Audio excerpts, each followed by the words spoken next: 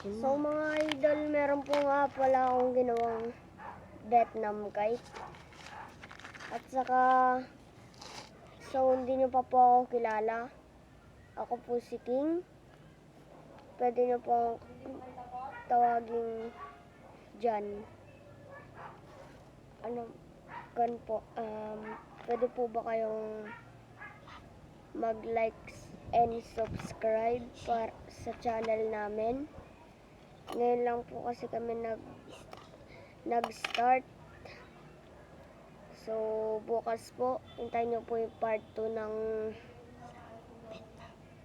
Vietnam kite po. Papaliparin po namin bukas. Tingnan po kung lilipad.